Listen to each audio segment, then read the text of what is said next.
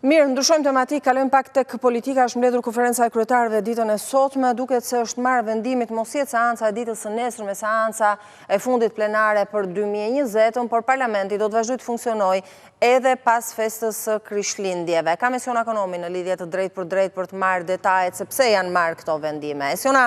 të përshëndes, çfarë u diskutua në konferencën e kryetarëve dhe pse u vendosi parlamenti të qëndrojë i hapur?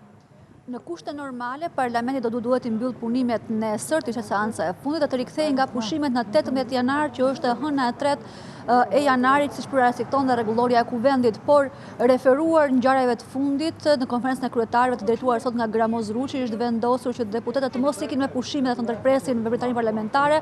por të jenë në gatishmëri për të miratuar nisma të ndryshme ligjore nëse janë të domosdoshme. Ajo që në fakt tingëllon si një gatishmëri për të miratuar nisma ligjore që lidhet me pandeminë dhe përballimin e saj, në fakt lidhet me një çështje krejt tjetër. Së pari që familja Klodian Rashës të marrë pensionin e posaçëm, duhet që akti normativ i miratuar nga qeveria të marrë fuqinë e ligjit dhe për këtë duhet që të kalojë në parlament brenda 30 ditëve, afat i cili nuk arrihet nëse parlamenti shkon me pushime si zakonisht. E dyta ka të bëjë me dekretimin e mundshëm të një ministri të ri të brendshëm. Pra nëse kryeministri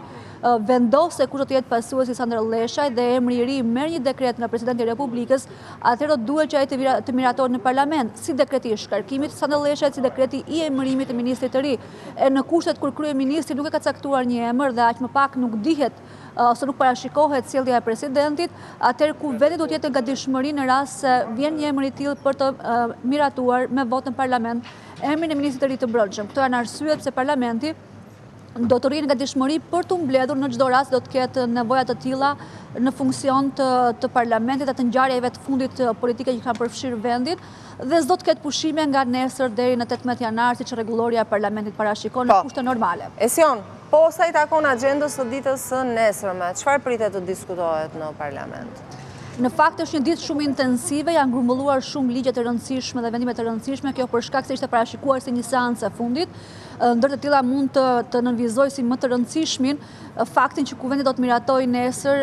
gjyqtarin e 5 kushtetues, ai është Altin Binaj, nuk ka asnjë surprizë se çfarë do të vendos kuvendi pasi atij nuk janë dhënë 3 emra siç parashikon kushtetuta, por i është dhënë vetëm një emër dhe nuk ka mundësi zgjedhje, kështu që Altin Binaj merr votbesimin nesër në parlament për të bërë gjyqtari i 5 kushtetues,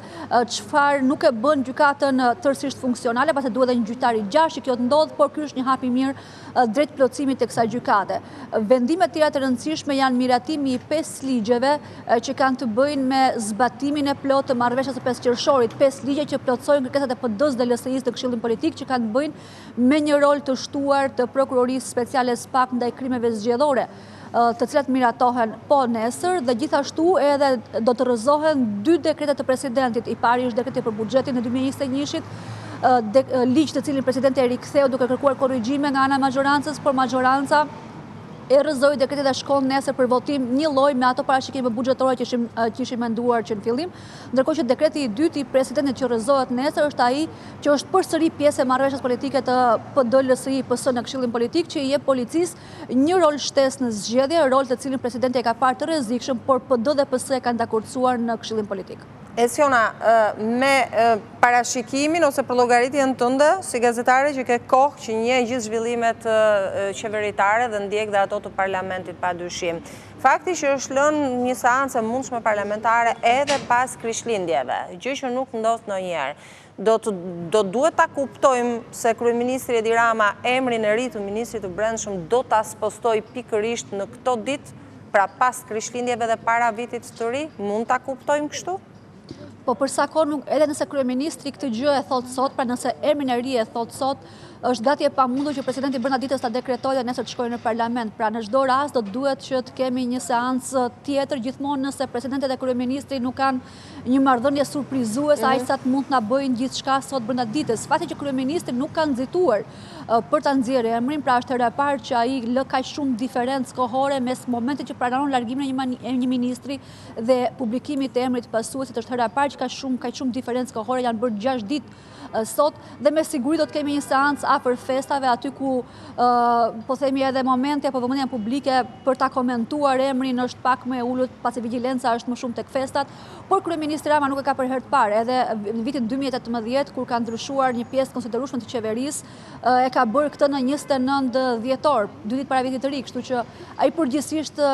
dëshiron të marrë vëmendjen edhe në ditët festive dhe nuk përjashtohet që në këtë rast kemi një emër të ri të ministrit të brendshëm atëherë kur të gjithë janë grumbuar gjithmonë më shumë të atmosfera festive. Ndërkohë, Esion, edhe një pyetje tjetër, meqense jemi diçka më pak se sa 5 muaj tashmë nga zgjedhjet e 25 prillit, e normalisht të gjitha ligjet dhe gjithçka duhet për rregullat e lojës në një garë elektorale do duhet që minimalisht të miratohen 6 muaj përpara zgjedhjeve, që do thotë i jepet afat kohor për të implementuar edhe për të praktikuar, natyrisht për të njohur nga palët politike, edhe për të bërë gjithë trajnimet dhe gjërat e tjera, elementet e tjerë të domosdoshëm.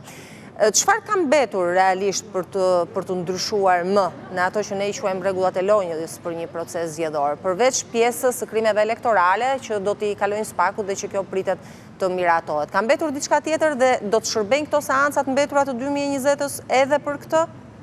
Në fakt, Venecia kërkon diçka më shumë, kërkon që ligji zgjedhor të miratohet një vit përpara, Odiri kërkon 6 muaj përpara. Të dyja këto rekomandime janë shkelur nga situata politike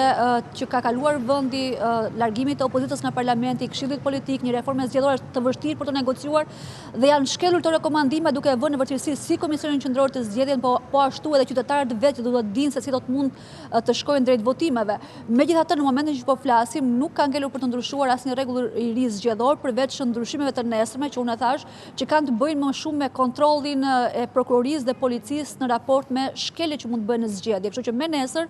presupozohet që gjithçka mbyllet gjithmonë nëse presidenti nuk i rikthen për rishqyrtyr në parlament. Pra parashikohet që nesër gjithçka që ka të bëjnë me rregullat e lojës, me shkrim e ligjeve zgjedhore apo të ndëshkimeve për krimet zgjedhore të mbyllet nesër, duke i lënë mundësinë një dekretimi nga ana e presidentit, por në rast se ai i rikthen mund ta zgjas pakon, por nuk ka për të ndryshuar diçka thelbësore. Tashmë topi është në Komisionin Qendror të Zgjedhjeve, i cili duhet të bëjë sa më shpejt të mundur miratimin për shembull të fletës votimit, pasi qytetarët aty do duhet të kenë një informim më të gjerë, një sensibilizim më të gjerë për të mos